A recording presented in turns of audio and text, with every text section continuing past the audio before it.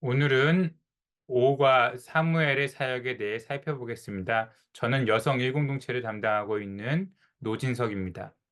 사무엘상 7장 2절부터 17절 말씀으로 함께 살펴볼 건데, 왜 7장 1절부터가 아니라 2절부터이지? 혹시 목사님이 실수하신 것은 아닌가 생각하시는 분도 있을까 봐 먼저 설명드리면, 6장의 내용이 7장 1절까지 이어지기 때문에 2절부터 시작한다는 것 잘 한번 살펴보시기 바랍니다. 먼저 마음 열기에는 도로 표지판이 나오는데, 여러분의 삶을 가장 잘 나타낸 표지판이 어느 건지 그것을 고르고 왜 선택했는지 나누어 보는 시간입니다. 여기에 많은 표지판, 10가지의 표지판이 있는데, 이 중에 어떤 것이 우리 가족들한테는 가장 와닿는 것인지, 여기에 보면은 신호등 표시도 있고 공사 중 표시도 있고 통행금지 표시도 있고 합니다. 저는 어린이 보호 표시가 가장 와닿네요.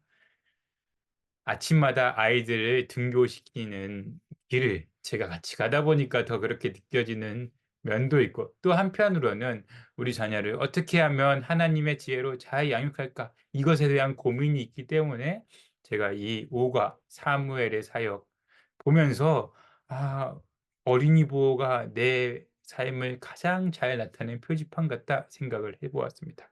자, 이어서 경배와 찬양과 대화식 기도로 시작하신 후에 본문을 읽기 시작하면요, 제가 앞서 말씀드린 것처럼 2절에 보니까 이렇게 시작하고 있죠.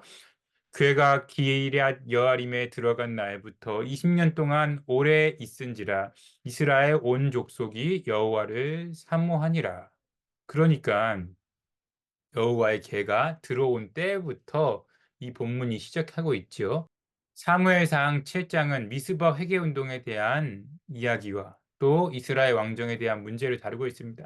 제가 장로의 신학대학교 다닐 때 한경직 기념관이라는 채플실 앞에 그나마 가장 넓은 장소였던 그 광장 이름을 미스바라고 불렀는데요. 이 미스바는 초기 이스라엘 집회의 장소였고 모임의 장소였습니다. 그들을 회개시키고 하나님께로 돌아오게 하는 사무엘의 수고와는 달리 그들이 요청한 것은 인간 왕, 하나님의 통치가 아닌 인간의 통치였습니다. 그래서 사울이 이스라엘 초대 왕이 되었는데요. 이 겉보기에는 이스라엘 백성들이 요구하는 것이 그럴듯해 보입니다. 그래서 그들이 겉으로는 블레셋이라는 강대국의 위협을 막아내기 위해 왕이 필요하다고 하지만, 하나님은 그들의 이면의 요구, 하나님이 왕되심을 싫어하는 그 요구에 대해서 정확하게 짚어주고 있습니다. 자, 그러면은 성경 속으로를 한번 살펴보겠습니다. 여러분들이 나눔을 할 때 이 성경 속으로 질문에 대해서 가장 어려워하실 텐데, 첫 번째, 두 번째, 세 번째 각각 질문에 대해서 배경과 함께 제가 한번 설명해 드리도록 하겠습니다. 1번 질문, 사무엘은 미스바 회개 운동을 위해 이스라엘 백성에게 먼저 무엇을 준비하라고 합니까? 라고 되어 있죠. 이스라엘 백성들이 바알과 아스다롯, 우상들을 제거해야 한다고 말하고 있습니다. 사무엘상 7장 2절에서는 여호와의 개가 20년간 기럇 여아림에 있었다라고 말합니다.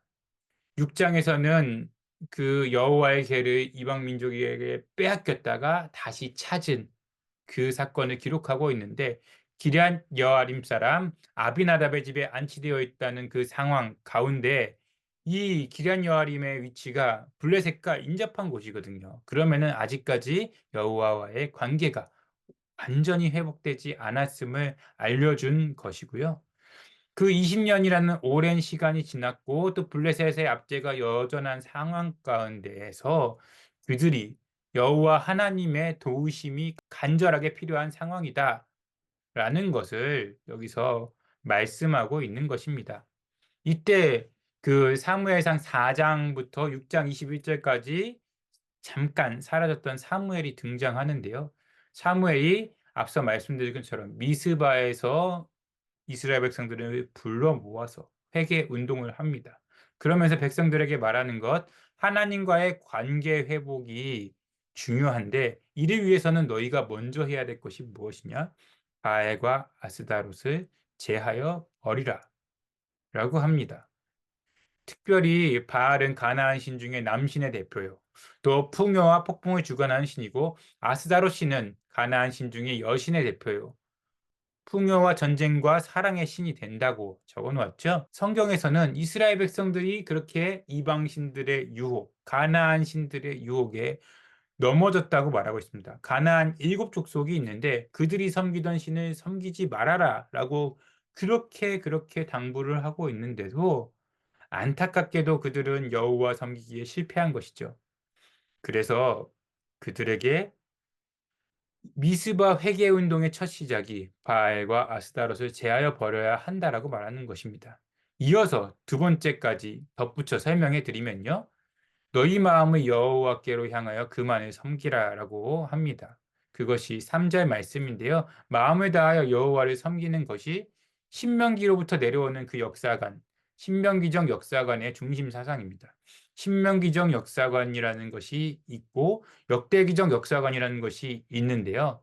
조금 어려운 내용이지만 신명기적 역사관의 그 중심 사상이 무엇이냐? 하나님을 순종하는 자는 복을 받고 하나님을 순종하는 자는 하나님이 보호하시고 지켜준다라는 것입니다. 그래서 그 신명기로부터 내려오는 그 신명기적 역사관이 신명기, 사무엘 상하, 열왕기 상하가 있는데요. 사무엘은 그 하나님과의 관계 회복을 위한 전제 조건이 하나님께 마음을 향하는 것이다라고 말하고 있죠. 그래서 사무엘이 사울을 책망하면서 했던 이야기, 여러분들도 잘 아는 유명한 말씀이 있지 않습니까? 사무엘상 15장에 나오는 순종이 제사보다 낫고, 이것이 바로 그 신명기적인 역사관을 대표하는 말씀이다라고 보시면 되겠는데, 사무엘은 하나님과의 관계 회복을 위해서 먼저 여호와께 마음을 향하라고 합니다.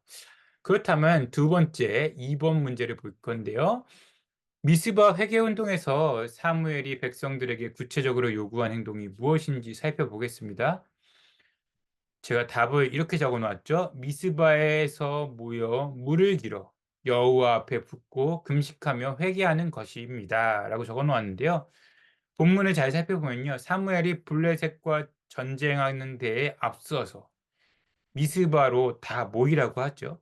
그래서 물을 길어서 여호와 앞에 부으면서 금식하며 회개하라고 하는데요. 사실 미스바는 예루살렘 북쪽으로 약 12km 정도 떨어진 도시라고 하는데 백성들이 물을 길어서 여호와 앞에 붓는 그 모습은 사사 시대 때는 볼 수 없었던 모습으로서 그들이 마음을 다하고 뜻을 다하고 힘을 다하여 철저하게 하나님 앞에 엎드리는 모습을 보여주는 것이죠. 그제야 이스라엘 백성들은 언약 백성답게 살지 못하고 그 바알과 아스다롯을 섬긴 것이 얼마나 심각한 죄인 줄을 깨닫게 된 것입니다.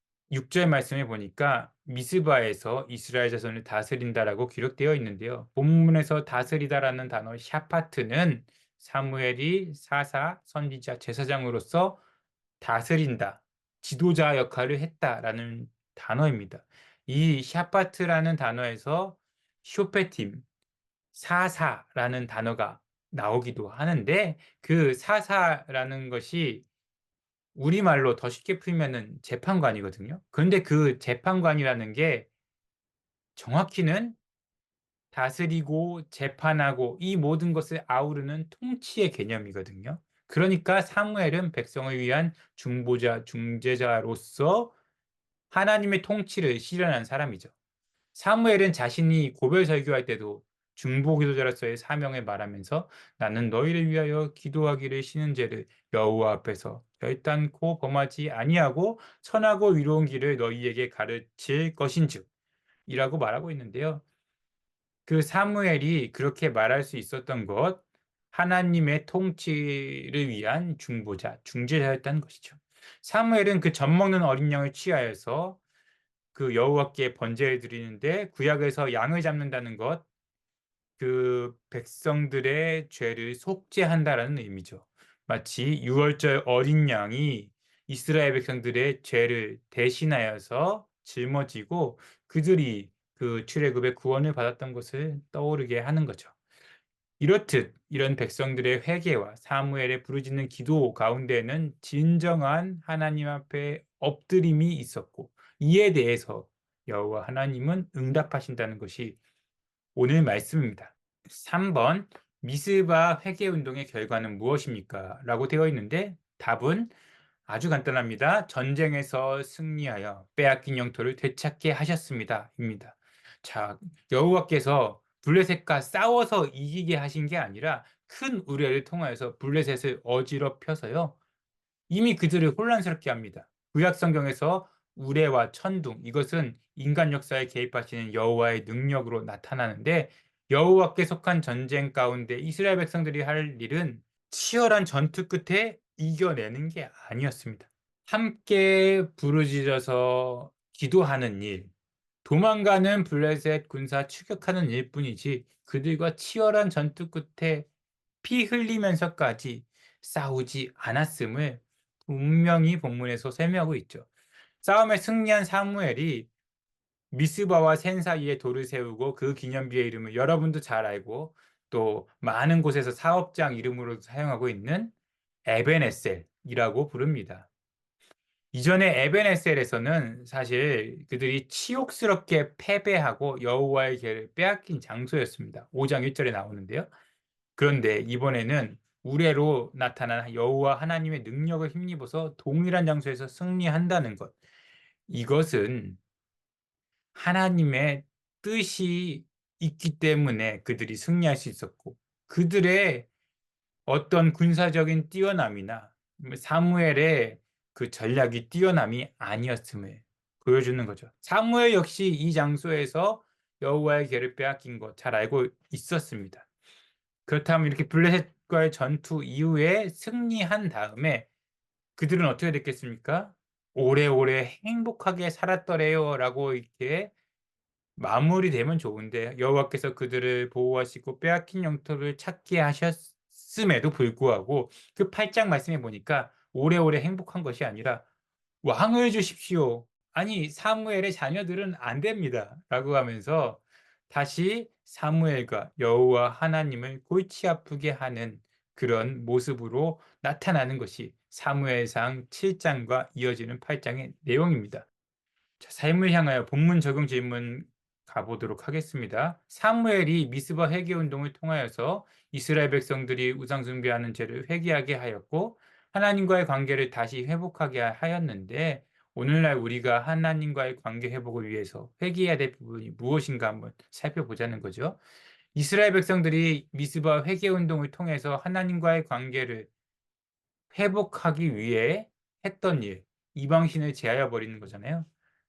그러니까 바알과 아스타롯이 가나안의 풍요와 축복의 신이었기 때문에 그 신과 여호와 하나님을 같이 섬기면 되지 않느냐. 그들의 아주 그럴듯한 말이었습니다. 그런데 사무엘은 그것을 끊어내버려야만 여호와 하나님께 돌아올 수 있다라고 하는 거죠. 그래서 사무엘은 그 블레셋과의 전쟁에 승리하는 것뿐만 아니라 여호와 하나님과의 관계를 회복하는 일이 너희들이 승리하는 길이고 너희들이 새롭게 변화되는 길이고 이스라엘 백성의 회복의 지름길이라고 했던 것처럼요. 우리도 어떤 눈앞에 있는 문제가 가득할 때 때로는 우리의 시각을 그 문제에 가득한 상황이 아닌 위에 계신 하나님께 돌려다 보면 우리의 문제가 객관화되고 이 문제에 대한 뜻밖의 해답이 우리에게 놓일 때가 있다는 것. 여러분들 이런 경험 해보신 적이 있지 않습니까? 혹시 여러분들이 오늘 이 말씀을 읽으면서 내가 회개하고 돌이켜야 할 부분이 무엇인지 혹은 내가 문제에 집중하느라고 하나님을 바라보지 못한 것이 무엇인지 한번 가슴에 손을 얹고 생각해 보시기 바랍니다. 이번 미스바 회개 운동에서 백성들이 사무엘이 요구한 대로 행동하고 회개하고 그렇게 돌이키는 모습 보여줬던 것처럼 우리가 죄를 지었을 때 어떻게 회개하고 있는지를 살펴보면요. 사무엘은 먼저 그들에게 진실한 회개를 하게끔 하려고 물을 길어와서 여호와 앞에 부어라. 금식하며 회개하라라고 합니다.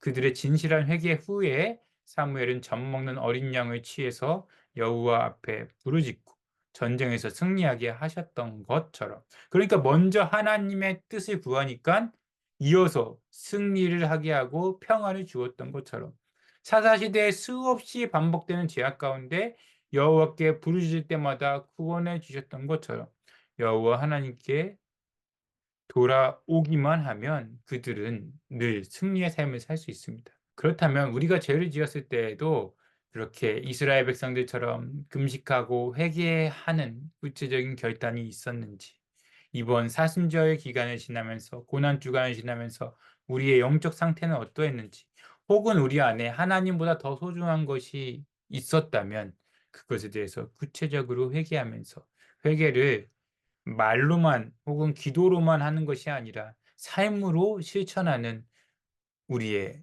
진실된 변화가 있어야 하겠습니다. 여러분들은 죄를 지었을 때 어떻게 회개했는지, 또 그 죄를 짓고 회개함을 통하여서 어떤 은혜가 있었는지 한번 나누어 보시면 되겠고요. 이어서 3 번에 보니까 나라와 민족이 어려울 때 영적 지도자의 역할이 무엇인지 말씀드리도록 되어 있죠. 우리가 영적 지도자를 돕기 위해, 특별히 이제 총선이 얼마 안 남았는데 그 영적 지도자를 돕기 위해 어떤 것을 해야 하나라는 그 질문에 대해서 한번 살펴보면요. 교회에 세워 주신 영적 지도자들 계시잖아요. 담임 목사님, 또 항존직들, 교육자들, 이들을 돕기 위해서 어떻게 하면 됩니까? 먼저 그분들의 말에 순종함으로 따라야겠고, 다음으로 그분들을 위해 중보기도 하면 되겠지요. 무엇보다 우리나라의 지도자들도 있지 않습니까? 그 지도자들을 위해서 어떻게 해야 됩니까? 먼저 좋은 지도자가 선출되도록 기도해야겠고, 그다음에 좋은 지도자가 되도록 기도해야겠고, 또 그들이 하나님을 두려워하는 지도자가 되도록 기도해야겠습니다. 그래서 제가 기도 제목 첫 번째로 "하나님과 바른 관계를 맺게 해 달라고 기도하자."라고 했는데, 이것은 단순히 개인적인 차원에서 하나님과의 바른 관계도 중요하지만 공동체적인 차원에서 그 여러분들이 맡고 계신 가족들, 또 여러분들이 섬기고 있는 부서, 여러분이 함께 신앙생활하는 이 평강교회 내에서 하나님과 바른 관계를 맺는 우리 공동체 되게 해 주십시오라고 기도하시면 하나님이 여러분에게 그런 은혜 베풀어 줄 줄 믿습니다. 그리고 가족 구성원들의 기도 제목을 위해서 함께 기도하는 시간 가지시면 되겠습니다. 이상으로 5과를 마치도록 하겠습니다. 오랜 시간 들어주셔서 감사합니다.